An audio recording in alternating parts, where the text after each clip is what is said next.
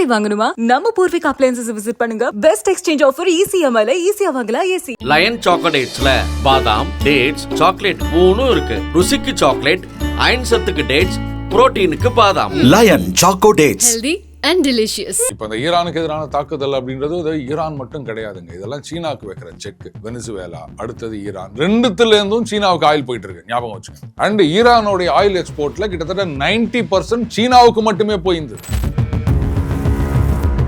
இப்போ ரஷ்யா நேரம் பார்த்து குத்துறாங்க. ஆக்சுவலா யூரோப்பியன் யூனியன்ல ரெசல்யூஷன் பாஸ் பண்ணியிருக்காங்க. 1/1/2027 இருந்து ரஷ்யா கிட்ட இருந்து ஒட்டுக்கா ஒண்ணுமே வாங்கக்கூடாதுன்னு. என்னப்பா 10 மாசம் முன்னாடியே நாங்க இம்ப்ளிமெண்ட் பண்றோம் அப்படின்றாரு. தப்புன்னு சொல்லுவீங்களா? ரஷ்யா தான் டாப் சப்ளையர் நமக்கு. இங்க ஒரு சில கும்பல் உக்காந்திங்கன்னு பார்த்தீங்களா, ரஷ்யா கிட்ட வாங்குறத நிறுத்திட்டோம், இப்போ மார்ச் 3 தான் பர்மிஷன் கொடுத்துக்கிறாரு ட்ரம்ப், இப்படிலாம் கிளப்பி விட்டுக்கிறான். டேய், பிப்ரவரி மாசம் அவன் தாண்டா டாப்பு. ட்ரம்ப் வந்து ரொம்ப ஆக்ரோஷமா WTFன்னு ஒரு மெசேஜ் அனுப்புனாரு. மேபி அந்த செய்தியை கேட்ட உடனே அவர் வந்து வாட் த ஃபன், நான் ரொம்ப டீசெண்டாக சொல்றேன். இந்த மாதிரி மெர்சல் காமிக்கிறவங்கள தான் நீங்க வந்து இக்னோர் பண்ணிட்டு போனோன்ற. முடிஞ்சா கழுவி ஊத்தனாலும் ஊத்திட்டு போங்க, அது உங்க சௌகரியம். ஈரானுடைய நோக்கம் இதுதான். நாங்க ஜெயிக்க போறது இல்லை, ஆனா நாங்க தோக்க மாட்டோம். ஏன்னா அடி 2 பேருக்கும் இருக்கணும். லாஸ் உனக்கு அதிகமான. அமெரிக்காவுக்கு இப்போ பயங்கர லாஸ், ஆல்ரெடி செவரல் பில்லியன்ஸ். ஏன்னா அடியே பலமான அடி, ஓங்கி ஒரு அரை அப்படியே சுருண்டு ஊழ்ந்துன்னு அவன் திருப்பி அடிக்கிறதுக்கே யோசிக்க கூடாது. போயிட்டார், இல்லை ஏதோ ஆயிடுச்சு அப்படின்னு சொன்னாலும் அடுத்தது யாரு? Vice president. அவரும் இல்லைன்னா என்ன பண்றது, அவர் இல்லைன்னா என்ன பண்றது அப்படின்னு கிட்டத்தட்ட ஒரு 29-30 பேர் லிஸ்ட் வச்சிருக்காங்க அடுத்தடுத்து. ஆமா, பெரிய லிஸ்டா இருக்கு போல. நீங்க கேட்டீங்களா ஐநா என்ன செய்கிறது அப்படின்னு. மிக்சர் சாப்பிட்டுட்டு இருப்பாங்க. மேபி அவங்க ஊர்ல பர்கர் சாப்பிட்டுட்டு இருக்கலாம், அமெரிக்கால மிக்சர் இல்லை அப்படின்றதுனால வேற என்ன சாப்பிடுவாங்க? நீங்க சொல்றத பார்த்தா எல்லாரோட விலையும் ஜாஸ்தி, லலிதால மட்டும்தான் கம்மிங்கிற மாதிரி இருக்கே. நான் லலிதால தான் வாங்கணும்னு சொல்லல. எங்க எஸ்டிமேட் ஸ்லிப்பையும் நகை போட்டோவையும் வச்சு கம்பேர் பண்ணுங்க. எங்க விலை கம்மியோ அங்க வாங்குங்க. சார் வணக்கம் சார். வணக்கம் யாசர். உலகம் அளவுல பெரிய ஒரு செய்தி வந்து இந்த இஸ்ரேல் ஈரானுடைய அந்த போர் செய்தி தான் போய்கிட்டு இருக்கு. அது ஒரு பக்கம் கடல் தாண்டி நமக்கு இந்தியாவுக்கும் வந்துருச்சு. என்னடான்னு பார்த்தா கேஸ் தட்டுப்பாடு, பெட்ரோல் இல்லைங்கிறாங்க. ஒரே செய்திகளில் ஒரே அது வதந்தியா உண்மையா பொய்யானே தெரியாமல் ஒரே தகவலாக போகுது. ஒரு பக்கம் டெல்லியில் மேல்மட்டத்தில் ஆலோசனை, தமிழ்நாட்டிலையும் ஆலோசனை. அது ஒரு பக்கம் இருக்கட்டும். முதல்ல வந்து இந்த போர் எந்த அளவுக்கு இருக்குது, எப்போ முடிவுக்கு வரும் சார்? முதல்ல இந்த கேஸ் தட்டுப்பாடு, பெட்ரோல் தட்டுப்பாடுன்ற டுபாக்கூருக்கெல்லாம் நம்ம முதல்ல பதில் சொல்லிடலாம் அப்படின்னு பாக்குறேன். யார் சொன்னா இங்க பெட்ரோல் தட்டுப்பாடு? அமெரிக்காலேயே விலை ஏறிடுச்சு பெட்ரோல் விலை, ஆனா இந்தியாவில ஏறல, அப்படியே தான் இருக்குது. அண்ட் அன்னைக்கே மந்திரி சொன்னாரு ஸ்ட்ராட்டஜிக் பெட்ரோலியம் ரிசர்வ் இருக்குது, அதுக்கப்புறம் ஆயில் ரிஃபைனரியில இருக்குது. இந்தியான்றது வந்து ஒரு மிகப்பெரிய நாடு, ரைட்? ரிஃபைனரியில குரூட் ஆயில் நம்ம கம்பெனில இன்வென்டரி அப்படின்னு சொல்லுவாங்க. ஸோ க்ரூட் ஆயில் இருக்கும், ரிஃபைன் பண்ண ஆயில் இருக்கும். அண்டு ரிஃபைனரி எங்கேயோ ஒரு இடத்துல இருக்கு, மற்ற இடத்துக்கெல்லாம் சப்ளை ஆகும். அப்போ அங்கங்க டெப்போ இருக்கும், ஸ்டோரேஜ் டெப்போ இல்லையா, அப்பு மாதிரி இருக்கும். ஆமா, இப்போ தமிழ்நாடு முழுக்க அப்படின்னு சொன்னா டெய்லி வந்து லாரி வந்துட்டு இருக்குமா. ஸோ இங்க ஒரு இடத்துல ஸ்டோர் பண்ணி வைப்பாங்க, இங்கேயோ ரிஃபைனரி இருக்கும். ஒவ்வொரு ஸ்டேட்லயும் எங்கெங்கயோ இருக்கோ அங்கெல்லாம் வந்து ஒரு ஸ்டோரேஜ் வச்சிருப்பாங்க. அங்கேருந்து ஒவ்வொரு டிஸ்ட்ரிபியூட்டரு, லோக்கலு இப்படின்னு பாட்டுக்கு ரெகுலராக போயிட்டு இருக்கு. அது இல்லாமல் டேங்கரில் இன்கமிங் வந்துட்டு இருக்கிறது இருக்கும். அதுக்கப்புறம் ஃப்ளோட்டிங் ஸ்டோரேஜ்னு சொல்லுவாங்க, இதெல்லாம் இருக்கு. எல்லாமா சேர்த்து 74 நாளைக்கான ஸ்டோரேஜ் இருக்கு அப்படின்னு சொல்லிட்டாரு. ஏன் காபரா ஆயிட்டுன்னு இருக்கிறீங்கன்னு எனக்கு புரியல. அடுத்தது எல்பிஜி தட்டுப்பாடு. இதை பாருங்க, இந்த நம்ம ஆட்டோ கார்கள்லாம் போடுறோம் இல்லையா, அது பார்த்தீங்கன்னா LNG CNGன்னு சொல்லுவாங்க, liquefied natural gas and compressed natural gas. நம்ம வீட்டில் யூஸ் பண்ணுறது லிக்யூஃபைடு பெட்ரோலியம் கேஸ், அது வேற இது வேற. இந்த நேச்சுரல் கேஸ் அப்படின்றது வந்து சவுதியிலேருந்து நிறைய இம்போர்ட் பண்ணுறோம், அதுக்கப்புறம் கட்டார்லேருந்தும் இம்போர்ட் பண்ணுறோம். வேற LPG என்டையர்லி டிஃப்ரெண்ட். சரியா? என்னன்னா இதை சில பேர் கிளப்பி விடுறது, ஐயோ இனிமே கேஸ் கிடைக்காதாம, பெட்ரோல் கிடைக்காதாம, இன்னும் கொஞ்ச நாள்ல பெட்ரோலே கண்ணிலேயே பார்க்க முடியாதாம, கோவிட் மாதிரி ஊரடங்கு உத்தரவா அப்படிங்கிறப்ப என்னென்னமோ அப்படித்தான் அவங்க அடிச்சு விட்டுட்டு இருக்கானுன்னு வச்சுக்கோங்களேன். இந்த மாதிரி மெர்சல் காமிக்கிறவங்கள தான் நீங்க வந்து இக்னோர் பண்ணிட்டு போனோன்ற. முடிஞ்சா கழுவி ஊத்தனாலும் ஊத்திட்டு போங்க, அது உங்க சௌகரியம். நமக்கு பெட்ரோல் இறக்குமதியில் எந்த பிரச்சனையும் கிடையாது. ஏன்னு கேட்டால் as on February last month பார்த்தீங்கன்னா நமக்கு ஹையஸ்ட் ஆயில் சப்ளை பண்ணது யாருன்னா ரஷ்யா. இங்கே ஒரு சில கும்பல் உக்காந்திங்கன்னு பார்த்தீங்களா, ரஷ்யா கிட்ட வாங்குறத நிறுத்திட்டோம், இப்போ மார்ச் 3ஆம் தேதி தான் பர்மிஷன் கொடுத்துக்கிறாரு ட்ரம்ப், இப்படிலாம் கிளப்பி விட்டுக்கிறான். டேய், பிப்ரவரி மாதம் அவன் தாண்டா டாப்பு, ரஷ்யா தான் டாப் சப்ளையர் நமக்கு. அடுத்தது இப்போ இந்த ட்ரம்ப் கொடுத்த பர்மிஷன்றது நமக்கு கிடையாது. அது நீ பர்மிஷன் கொடுத்தா என்ன கொடுக்காட்டின்னு அந்த இன்சூரன்ஸ் கம்பெனிகள் அவங்களுடைய டேங்கர்ஸ் அந்த காஸ்ட்டை குறைக்கும், அவ்வளோதான், வேற ஒன்றும் கிடையாது. ஸோ ரஷ்யா சொல்லிட்டாங்க நாங்கள் வந்து சப்ளை பண்ணுறோம் அப்படின்னு. எல்லாத்தையும் விட முக்கியமான விஷயம், சரியான நேரத்தில் வந்து சரியான இடத்துல ஆப்பு வச்சுக்கிறாங்க ரஷ்யா. யூரோப்பியன் யூனியனுக்கு அனுப்ப வேண்டிய கேஸ் அவனுக்கு என்ன அனுப்புறது, எனக்கு வேற மார்க்கெட் இருக்குது, நாங்கள் இப்படி அனுப்புகிறோம்ட்டாங்க, டைவர்ட் பண்ணிட்டாங்க. டேக் டைவர்ஷன் அப்படின்னு, அதுலேயும் முக்கியமாக இந்தியாவுக்கு அனுப்புங்க அப்படின்னு. அப்போது இதில் ரெண்டு விஷயம். ஒன்று, நமக்கு கேஸ் கிடைக்குதுன்றது ஒன்று.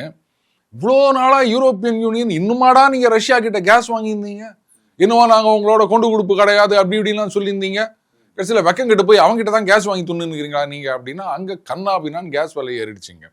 ஆல்ரெடி 50% ஏறி போச்சு கேஸ் விலை. இப்போ ரஷ்யா நிறுத்த போகிறாங்கன்னு சொன்ன உடனே அவங்களாம் ஃப்ரீஸ் ஆகிட்டாங்க லிட்டரலி. இந்தியா விட அதிகமாக பதற்றமாக இருக்கிறது அங்கே தான். ஐயோ பாவம்னு தான் சொல்லணும் அவங்களெல்லாம். ஏன்னா இங்கே ட்ரம்ப் கூட சேர்ந்துக்கின்னு டேடின்னு கூத்தடிச்சிக்கின்னு ரஷ்யா கிட்ட நான் ஒன்றுமே வாங்க மாட்டேன் அப்படின்னு, ஆனாலும் கொஞ்சோண்டு வாங்கியிருந்தாங்க. பட்டு டைவர்சிஃபை பண்ணிட்டாங்க, அமெரிக்கா கிட்டேருந்தும் கட்டார் கிட்டேருந்தும் வாங்கணும் அப்படின்னு சொல்லிட்டு. இப்போ ரஷ்யா நேரம் பார்த்து குத்துறாங்க.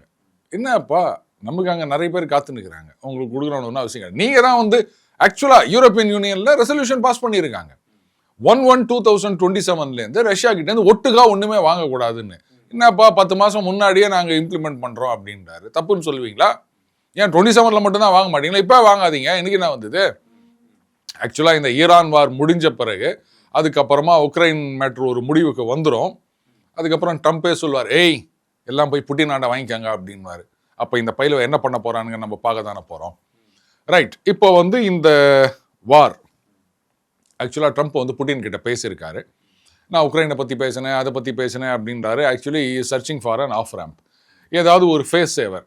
ஏன்னா அசிங்கப்பட்டுன்னு வர முடியாதுல்ல. அதனால் புட்டின் வந்து ஆக்சுவலாக போன வருஷம் நடந்த சண்டையிலையும் புட்டின் தான் தலையிட்டு இஸ்ரேலுக்கும் ஈரானுக்கும் வந்து ரைட்டு நீ அடிக்கூடாது, நான் அந்த கோட்டை தாண்டி. அப்போ இஸ்ரேலுக்கு வந்து அமெரிக்கா ஆதரவு இல்லாமல் அந்த அட்டாக் நடந்துச்சு இல்லை, அப்போ வந்து அதான் இந்த கோட்டை தாண்டி நீயும் வரக்கூடாது நானும் வரக்கூடாது அப்படின்னு வந்து பேசி முடிச்சு வச்சது புட்டின் தான். ஸோ இப்போ அவர் என்னன்றாரு, அன்றைக்கி நான் அவ்வளோ தூரம் பேசி முடிச்சு வச்சேன்ல, இன்றைக்கி மறுபடியும் நீங்கள் வந்து சண்டையை ஆரம்பிச்சு வச்சுக்கிறீங்க, நீங்கள் பாட்டுக்கு ஆரம்பிச்சுட்டு வந்துடுவீங்க, அதுக்கப்புறம் நான் வந்து சத்தம் காட்டாமல் முடிச்சுட்டு வரணும், நீங்கள் மறுபடியும் கரியில் ஒரு கோடு போட்டு நான் தான் அதை நிறுத்தி வச்சேன்னு நோபல் பரிசு கேட்பேன். அவரு சொல்லிட்டாரு, இது வேறு இதெல்லாம் வந்து நாங்கள் முடிச்சு வைக்கணும் அப்படின்னா அதுக்கு தனியாக அவங்களுடைய டேர்ம்ஸ் இருக்கும். ஸோ ஈரானுடைய தாக்குதல் 33வது வேவ் அப்படின்னு சொல்லியிருக்காங்க. இப்போ அடித்து நொறுக்க ஆரம்பிச்சிருக்காங்க ஹைப்பர்சானிக் மிசைல்ஸ். இது வந்து இன்டர்செப்ட் பண்ணுறது கஷ்டம், டேமேஜ் வந்து நிறைய ஆயிட்டு இருக்கு. ஈரானுடைய நோக்கம் இதுதான், நாங்கள் ஜெயிக்க போகிறது இல்லை, ஆனால் நாங்கள் தோக்க மாட்டோம். ஏன்னா அடி 2 பேருக்கும் இருக்கணும்.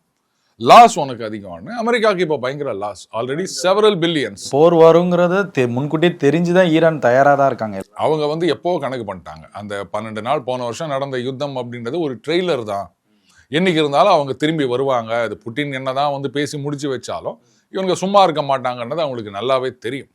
அதனால தான் வந்து அவங்க இன்னைக்கு நேற்று இல்லை யாசர், ரொம்ப வருஷமாக அவங்க ப்ரிப்பேர் பண்ணிட்டு இருக்காங்க. ஏதோ இந்த கடந்த ஒரு வருஷத்தில் மட்டும் அப்படின்னா இதெல்லாம் வந்து ட்ராக் பண்ணிட்டு இருப்பாங்க. இந்த அண்டர் கிரவுண்ட் மிசைல் ஸ்டோரேஜ் ஆகட்டும், இல்லை வந்து long range and hypersonic missiles ஆகட்டும், அதில் ரொம்ப கான்சன்ட்ரேட் பண்ணிட்டு இருக்காங்க. அதனால தான் வந்து இப்போ அவங்களுடைய அடி பலமாக இருக்குது. அவங்க ஸ்டெப் பை ஸ்டெப்பாக இன்க்ரீஸ் பண்ணிட்டு போகிறாங்க. அமெரிக்கா வந்து எடுத்த உடனே பயங்கரமாக அடிக்க ஆரம்பிச்சிட்டாங்க. அது அவங்களுடைய ஸ்ட்ராட்டஜி.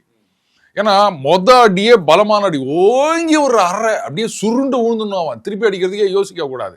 இது அவங்களுடைய டெக்னிக். ஈரானை பொறுத்த வரைக்கும் என்னன்னா, முதல்ல அடி கொஞ்சம் கொஞ்சமாக அடித்து அவனை ஒவ்வொரு பார்ட்டாக வீக் ஆகிட்டு அதுக்கப்புறமா ஒட்டு மொத்தமாக ஒரு அடி கொடுக்கலாம் அப்படின்னு. இந்த சூப்பர் ஸ்டார் 3 அடி வாங்கிட்டு 4வது அடி அடிப்பாரு. அதுவும் இந்த பக்கம் அப்படி லைட்டாக ரத்தம் வரும், அடி தொடச்சி பார்த்துட்டு 3வது அடிக்கு அப்புறம் திருப்பி அடிப்பார். அந்த மாதிரி தான் வச்சுக்கோங்களேன். இது வந்து ஸ்ட்ராட்டஜி அப்படின்னு சொல்கிறத விட இவ்வளோ தான் அவங்களால பண்ண முடியும். ஏன்னா ஈரானால் வந்து அமெரிக்கா மாதிரி ஒரு பெரிய அடியை குடிக்க முடியாது. அண்ட் அமெரிக்கா வந்து விட்டுலாம் தெளி வச்சுலாம் அடிக்க மாட்டாங்க. எடுத்த உடனே ஒரே அடியா ஷாக் அண்ட் ஆவ் அப்படின்னு சொல்லுவாங்க. ஸோ அவங்களுடைய ஸ்ட்ரென்த்துக்கு ஏற்ற மாதிரி அவங்க ப்ளே பண்ணுறாங்க. அதுதான் இங்கே சிக்கல். இப்போ ஈரான் வந்து வேவ் ஆஃப்டர் வேவா மிசைல்ஸ்லாம் அனுப்பிச்சிட்டு இருக்காங்க, ஹைப்பர்சானிக்லாம் அனுப்புகிறாங்க அப்படின்னும் போது டேமேஜை அதிகமாக கிரியேட் பண்ணிட்டு இருக்கு. அண்ட் அடுத்தது இப்போ வந்து பக்கத்தில் இருக்க நாடுகள் சவுதி, கட்டார் அந்த தாக்குதலை குறைச்சிட்டு இஸ்ரேலில் மட்டும் கான்சென்ட்ரேட் பண்ணிட்டு இருக்காங்க. இன்னைக்கு நடந்த தாக்குதலில் வந்து இஸ்ரேல் வந்து ஈரான் மேலே தாக்குதல் நடத்தியிருக்கு. அதில் புதிய சுப்ரீம் லீடரான காமேனியுடைய மகனுக்கும் காயம் ஏற்பட்டிருக்குன்னு செய்திலாம் வருது. அது எந்த அளவுக்கு உண்மை? இது இந்த வாரில் வந்து truth is a first casualty அப்படின்னு சொல்லுவாங்க. ஸோ எந்த அளவுக்கு அது உண்மை அப்படின்னு சொல்ல முடியாது. அண்டு ஆனால் ஈரான் அஃபிஷியலாக எதுவுமே இன்னும் அனௌன்ஸ் பண்ணல. இல்லை, இந்த இஸ்ரேலி அமெரிக்கன் ப்ராபகண்டா அப்படின்றத உங்களால் அவ்வளோ சுலபத்தில் இது பண்ண முடியாது. அவங்க திடீர்னு அடிச்சு விடுவாங்க, என்ன ஒன்றா பண்ணுவாங்க. அதனால அதெல்லாம் வந்து இவங்க சொல்லி அதை ஈரானும் கன்ஃபார்ம் பண்ணால் மட்டும்தான் நம்ம எடுத்துக்க முடியும். சரி, அதனால என்னப்பா அவர் போயிட்டா இன்னொருத்தர் வர மாட்டாரா? அவங்க க்ளீனாக இப்போ அமெரிக்கன் பிரசிடென்ட்டுக்கு பதவியில் இருக்கும்போது ஒன்று இம்பீச் பண்ணி அவரை வெளில தள்ளினாலோ, இல்லை அவர் வந்து முடியாமல் போயிட்டார், இல்லை ஏதோ ஆயிடுச்சு அப்படின்னு சொன்னாலும் அடுத்தது யார்? Vice president. அவரும் இல்லைன்னா என்ன பண்ணுறது, அவர் இல்லைன்னா என்ன பண்ணுறது அப்படின்னு கிட்டத்தட்ட ஒரு 29-30 பேர் லிஸ்ட் வச்சிருக்காங்க அடுத்தடுத்து. ஆமாம், பெரிய லிஸ்ட்டாக இருக்கு போல. ஆமாம், சரி, பிரசிடென்ட் அவருக்கு ஏதாவது ஆயிடுச்சுன்னா வைஸ் பிரசிடென்ட், வைஸ் பிரசிடென்ட்டும் இல்லைன்னா என்ன பண்ணுறது? எப்படி 2 பேருமா இல்லாட போய் சரி ஏதோ ஆயிடுச்சு, 3வது இவர், அவரும் இல்லைன்னா 4வது, அவரும் இல்லைன்னா 5வது, அவரும் இல்லைன்னா 6வது, இவர் பெரிய லிஸ்டே வச்சிருக்காங்க. ஸோ அந்த அளவுக்கு அவங்க டீப்பாக வச்சுருக்காங்க. அதே மாதிரி தான் ஈரான்லையும் பண்ணியிருக்காங்க. அவங்க டீசென்ட்ரலைஸ் பண்ணிட்டாங்க. ஏற்கனவே அந்த கமேனியை தூக்கிட்டாங்க அப்படின்ன உடனே வந்து அந்த கமாண்டர்ஸ்க்கு ஃபுல் ஃப்ரீடம் கொடுத்துட்டாங்க. எல்லா அண்டர்கிரவுண்ட் பங்கரில் போயிருங்க, ஒரு த்ரெஷ்ஹோல்டு வந்த உடனே உங்கள் வேலையை நீங்கள் காமிக்காங்க, ஒவ்வொருத்தருக்கும் என்னென்ன டார்கெட், இங்கே இருக்கவங்களுக்கு என்னென்ன டார்கெட், அதுக்கான சமயம் வரும்போது நீங்களாம் ஆக்ட் பண்ணுங்க, மெசேஜ் வரும்லாம் வெயிட் பண்ணாதீங்க, ஏன்னா கம்யூனிகேஷன் கிடையாது. அதைத்தான் அவங்க பண்ணிட்டு இருக்காங்க. அந்த ஸ்டோரேஜ் ஃபெசிலிட்டி எல்லாம் கண்டுபிடிச்சி அழிக்கணும்னு தான் வந்து இவங்க பார்த்துட்டு இருக்காங்க. இதில் பார்த்தீங்கன்னா அந்த ஆயில் ஸ்டோரேஜ் எல்லாம் போட்டு அடித்து நவுத்திட்டு இருக்காங்க. அப்படியே ரோட்லலாம் ஆயில் ஓடி நிற்குது, எரிஞ்சு நிற்குது. டீசாலினேஷன் பிளான்ட்டை அடைச்சி வச்சிட்டாங்க. சரி, இப்போ அதுதான் இப்போ இஸ்ரேல் வந்து ஒரு தாக்குதல் தெஹ்ரானில் நடத்திருந்துச்சு. அந்த புகை வந்து மேலே போய் ஒரே மலையாக கரும்பு மலையாக கொட்டுச்சு. அது பெரிய செய்தியாக உலக அளவில் ஒரே நைட்டில் பெரிய அளவில் செய்தியாக பேசப்பட்டுச்சு. இப்போ அதுக்கு வந்து ட்ரம்ப் வந்து ரொம்ப ஆக்ரோஷமாக WTFன்னு ஒரு மெசேஜ் அனுப்புனார். அந்த மெசேஜ்னா என்ன, ஐயோ WTFன்னு ஒரு மெசேஜ் அனுப்பிட்டாரா அப்படிலாம் வந்து வெளிநாட்டு ஊடகங்கள்ல பேசுகிறாங்கல்ல. இல்லை, அதாவது மெசேஜ் அனுப்பினார்னு சொல்ல முடியாது. மேபி அந்த செய்தியை கேட்ட உடனே அவர் வந்து வாட் த ஃபன், நான் ரொம்ப டீசெண்டாக சொல்கிறேன், ஏன் தமாஷ் பண்ணுறீங்க அப்படி கூட வச்சுக்கலாம்ல தமிழில். ஆக்சுவலாக அவருக்கு வந்து கண்ணில் ஃபுல்லாக, அவருன்னு இல்லைங்க, அது குறை சொல்ல முடியாது, அமெரிக்காவில் இருக்க பிரசிடென்ட் அத்தனை பேருக்குமே அந்த ஆயில் அண்ட் டாலர் இதுதான் கண்ணில் தெரியும், வேறு எதுவுமே கிடையாது. அண்டு ஏதோ ஒரு நாட்டில் பிரச்சனை அப்படின்னா, அப்படியா அமெரிக்கன் மிலிட்ரி அனுப்பணுமா, ஆயில் இருக்கா, இல்லை சாரி ராங் நம்பர், ஆயில் இருக்குன்னு சொன்னால் இருக்கோ இல்லையோ இவங்க உள்ள நோங்கிடுவானுங்க. ஸோ ஈரானில் ரிஜிம் சேஞ்ச் அப்படின்றது மட்டும் கிடையாது. ஸ்டேட்டட் அப்ஜெக்டிவ் என்னன்னா, இவங்க வந்து இஸ்ரேலை ஒன்றும் இல்லாமல் பண்ணணும்னு நினைக்கிறாங்க. அதனால அவங்களுக்கு எந்த விதமான மிலிட்ரி கெப்பாசிட்டியும் இருக்கக்கூடாது, நியூக்ளியர் இது இருக்கக்கூடாது, மிசைல்ஸ் இருக்கக்கூடாது, அதை ஃபுல்லாக ஆப்லிட்ரேட் பண்ணணும். ரைட். மோர் தென் தட், இன்னைக்கே வந்து அங்கே இப்போ இருக்கிற அந்த ரெஜிம் போயிடுச்சுங்க, அமெரிக்கா ஃப்ரெண்ட்லி ஒரு ரெஜிம் வந்துருச்சு அப்படின்னா கூட அத்தோட அது முடியல. எங்கள் கம்பெனிக்கெல்லாம் அங்கே வந்து கான்ட்ராக்ட் கொடுக்கணும், நாங்கள் அங்கே வந்து ஆயில் கம்பெனியெல்லாம் டேக் ஓவர் பண்ணணும். ஒன்று சொல்லிட்டா, பவர் யூஎஸ்னு ஒரு கம்பெனி இருக்குது அமெரிக்காவில். இது வந்து ட்ரோன் மேனுஃபேக்சரிங், இந்த மிலிட்ரிக்கு சப்ளை பண்ணுறது. இந்த கம்பெனி கொஞ்ச நாளைக்கு முன்னாடி ட்ரம்ப் என்ன பண்ணுறாரு, இது பைத்தியகாரத்தனமான இது, இந்த ட்ரோன் சப்ளை செயின் இருக்கு இல்லையா, இதில் சைனீஸ் பார்ட்ஸ் எதுவும் இருக்கக்கூடாது. ஆமாம், நம்ம பேசியிருந்தோம் அந்த வீடியோ கூட. லோக்கலாக இது பண்ணுங்க அப்படின்னு ஒரு சட்டம் கொண்டு வராரு. எப்படிங்க அப்படி சைனீஸ் பார்ட்ஸே இருக்கக்கூடாதுன்னா அவங்களுடைய F-35 ஆகட்டும், இல்லை அந்த பேட்ரியாட் தார்டு அந்த பேட்ரிஸ் மிசைல்ஸ் ஆகட்டும், எல்லாத்துலேயும் சைனாலேருந்து ரேர் எர்த் எலிமெண்ட்ஸ் வந்தால் தான் அது பறக்கும். இந்த F-35 மட்டும் 920 பவுண்ட்ஸ் ஆஃப் ரேர் எர்த் வேணுமா, அதெல்லாம் சீனாலேருந்து தான் வரணும். நீ வந்து சைனீஸ் பார்ட்ஸே வரக்கூடாதுன்னு சொன்னால் பறக்காது சாமி அப்படின்னு. ஆனால் இந்த ட்ரோனுக்கு மட்டும் அவர் வந்து பேன் பண்ணிட்டார், சைனீஸ் இது வரக்கூடாது அப்படின்னு, லோக்கலில் பண்ணுங்கன்னு. இப்போ அந்த கம்பெனி தான் வந்து இவங்களுக்கு வந்து நிறைய ட்ரோன் சப்ளை பண்ணிட்டு இருக்காங்க அப்படின்னு. இதில் என்ன சார் தப்பு இருக்கு? அமெரிக்காவில் இருக்க ஒரு கம்பெனி, ஹோம் க்ரோன் கம்பெனி, அவங்களுக்கு ப்ரெஃபரன்ஸ் கொடுத்துருக்காங்க அப்படின்னா, அதுக்கு சில மாதங்களுக்கு முன்னாடி அந்த பவர் யூஎஸ் கம்பெனியில் செவரல் $million இன்வெஸ்ட் பண்ணிக்கிறாங்க. யாருன்னா நம்ம அண்ணன் ட்ரம்ப்புடைய பிள்ளைங்க. நம்ம பிள்ளைங்களுக்கு நாம தானப்பா ஒரு வழிகாட்டணும். இப்போ வாரிசு அரசியல்ன்றது மட்டும் இல்ல, வாரிசு ஒரு கம்பெனில இன்வெஸ்ட் பண்ணுவாரு. அந்த கம்பெனி வந்து இப்ப இவ்வளோ ட்ரோன் இப்ப தேவைன்றது இந்த சண்டைனால தானே வந்தது. இதைத்தான் இப்ப அங்க என்ன பண்ணிட்டு இருக்காங்க, கான்ஃபிளிக்ட் ஆஃப் இன்ட்ரெஸ்ட். உன் பிள்ளையோட கம்பெனி வளரணுன்றதுக்காகவே நீ இந்த சண்டையை ஆரம்பிச்ச அப்படின்னு ஒரு குற்றச்சாட்டு. நல்லா இருக்குல்ல இது? இல்லாட்டா தேடி கண்டுபிடிச்சி ஏன் அந்த கம்பெனியில கொண்டு போய் பவர் யூஎஸ்ல போய் இன்வெஸ்ட் பண்ணோம், எத்தனையோ இதுல பண்ணிட்டு போனான்ல அப்படின்னு. அப்போ உன் புள்ள கம்பெனி வாழணுன்றதுக்காக நீ இங்க அத்தனை பேரை சாவடிச்சுன்னுக்கிறியா? அந்த ஈரான்ல பள்ளி குழந்தைகள், அந்த மாணவிகள், சின்ன பொண்ணுங்க, அதுங்க செத்தது மட்டும் இல்ல, அமெரிக்கன் சோல்ஜர்ஸ் எத்தனை பேர் சாவறாங்க.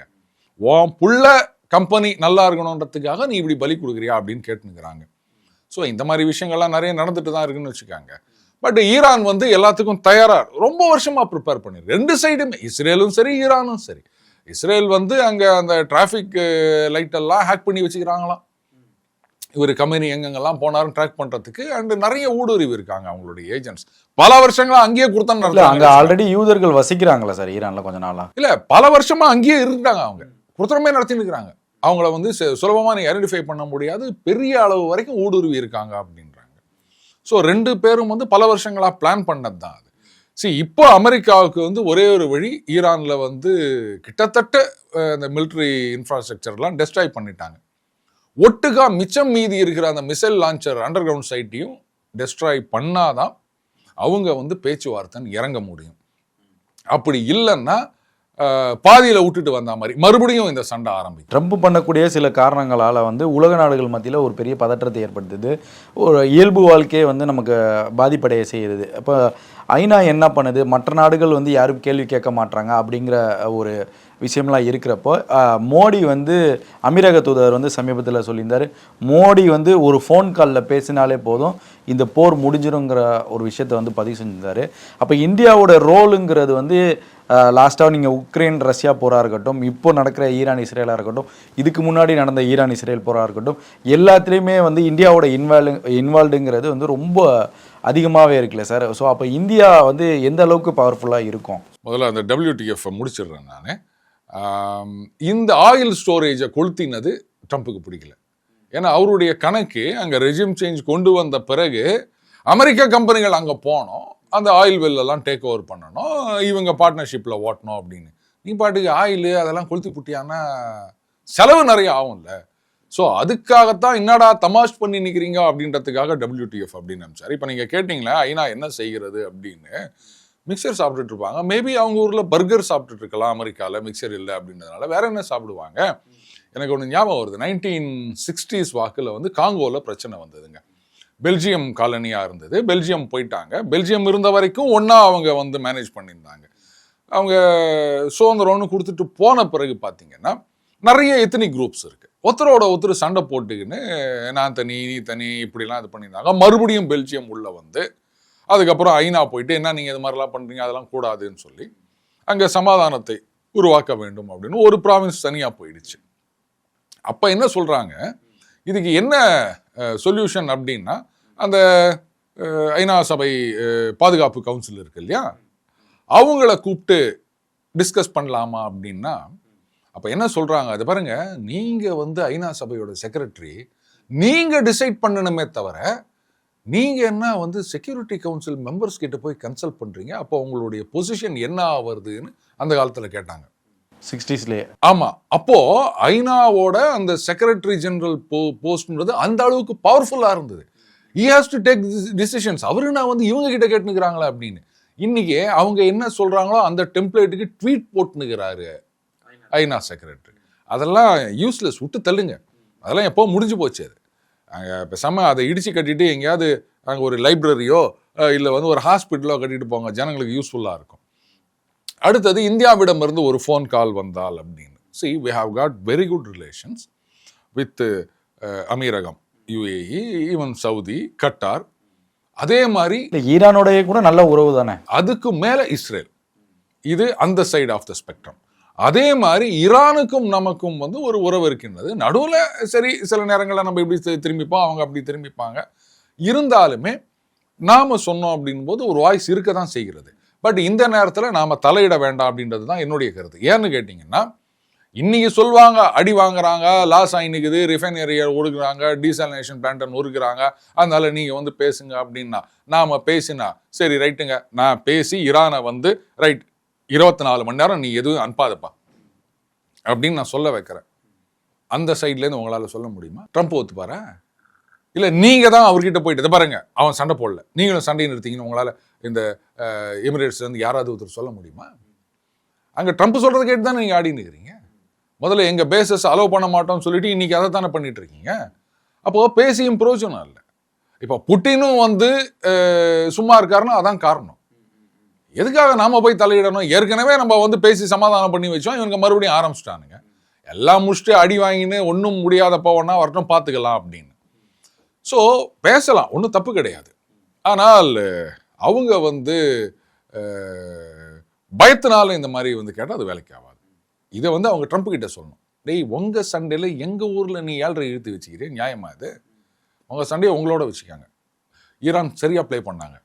சமீபத்தில் சொன்னார்ல, நாங்கள் வந்து சவுதி அங்கே மேலெலாம் குண்டு போட மாட்டோம் அப்படின்னார்ல, சொல்லிட்டு இப்போ சொல்லியிருக்காரு இஸ்ரேலுக்கு எதிராக தாக்குதல்னு. ஸோ அவர் கிளீனாக சொல்லிட்டார், இது பாரு சண்டை எனக்கும் அவனுக்கும் தான், நீ நடுவில் வந்துடாத அப்படின்னு. இதை அவங்க எப்படி யூட்டிலைஸ் பண்ண போகிறாங்கன்றது தான் கேள்வி. ஸோ இப்போ அதே போல் அந்த நமக்கு வந்து எண்ணெயை கடத்தி வரக்கூடிய அந்த கடல் வழித்தடம், ஹார்மோஸ் வழித்தடம்ங்கிறது வந்து ரொம்ப இம்பார்ட்டண்டான விஷயமா பேசப்படுது. இப்போ அதில் வந்து ஈரான் வந்து அமெரிக்க கப்பலாக இருக்கட்டும், மற்ற நாடுகளுடைய கப்பல் எது வந்தாலும் தாக்குதல் நடத்துகிறாங்கன்னு அமெரிக்கா ஒரு பக்கம் குற்றச்சாட்டு வைக்கிறாங்க. ஆனால் ஈரான் வந்து அதை முற்றிலும் வந்து சில இடங்களில் மறுக்கிறாங்கன்னா, அவங்க அமெரிக்காவை மட்டும் தான் தாக்குதல் பண்ணுறோம், மற்ற கப்பல்களை நாங்கள் தொடவே இல்லைங்கிறதையும் சொல்கிறாங்க. கடந்த ஒரு 72 மணி நேரத்தில் ஒரு சில கப்பல்கள் அந்த வழித்தடத்தை கடந்திருக்குன்னு சொல்லி செய்திகள்லாம் வருது. எந்த அளவுக்கு அது உண்மை? இப்போ அதில் நமக்கு இந்தியா அது மூடப்பட்டால் இந்தியாவுக்கு எந்த அளவுக்கு பாதிப்பு இருக்கும்? இது வந்து ஸ்ட்ரெய்ட் ஆஃப் ஹார்மோஸ் வந்து நமக்கு மேற்கு பக்கமா, அதனால் என்னப்பா கிழக்கு பக்கம் நம்ம அண்ணன் புட்டின் இருக்கார்ல, இந்த பக்கம் அனுப்பிச்சிட்டு போகிறாரு. ஏன் ரஷ்யாவிலேருந்து இந்த பக்கம் வராதா? தாராளமாக வரும்ல, அப்புறம் என்ன? அதனால் இந்த பக்கம் ஒரு கதவு மூடினா ஒரு கதவு திறக்கும். சார் அதை பற்றி நம்ம கவலையப்பட வேண்டாம். இந்தியாவுக்கு பாதிப்பு இல்லை, கிளவர், நமக்கு பிரச்சனை கிடையாது. அடுத்தது அங்கேருந்து ஒரு சில கப்பல்கள் வந்தது அப்படின்னா அதெல்லாம் வந்து அத்தன்டிக் இன்ஃபர்மேஷன் கிடையாது. ஏன்னா ஃபர்ஸ்ட் அண்ட் ஃபார்மோஸ்ட் செக்யூரிட்டின்றதை விடுங்க, அந்த இன்சூரன்ஸ் கம்பெனிஸ் என்ன டிசைட் பண்ணுறாங்க அப்படின்றது தான். அவங்க வந்து கிடையாதுங்க அப்படின்னு கை விட்டுட்டாங்க. அதனால தான் வந்து எந்த கப்பலும் நவுறல. ஏன்னா இன்சூரன்ஸ் இல்லைன்னு வச்சுக்கோங்களேன், முடிஞ்சு போச்சு. நீங்கள் ஃபர்கெட் அபவுட் வார். சாதாரணமாகவே எந்த ஒரு கப்பலும் பயணத்தை தொடங்கணும் அப்படின்னா இன்சூர் பண்ணிட்டு தான் கிளம்புவாங்க. ஏன்னா ஏதாவது ஒன்று ஆயிடுச்சுன்னு வச்சுக்கோங்களேன், கம்பெனி வந்து லாஸை பேர் பண்ண முடியுமா? கப்பலோட காஸ்ட் இருக்கட்டும், அதில் இருக்க சரக்கோட காஸ்ட் இருக்குல்ல, ஏற்றின கன்சைனர்லாம் அவன் காசு கேட்பான்ல, டேய் என்னடா என் சரக்கை கொண்டு போய் கொடுக்கல அப்படின்னு சொல்லிட்டு. அதனால இன்சூர் பண்ணாமல் நவுத்த மாட்டாங்க.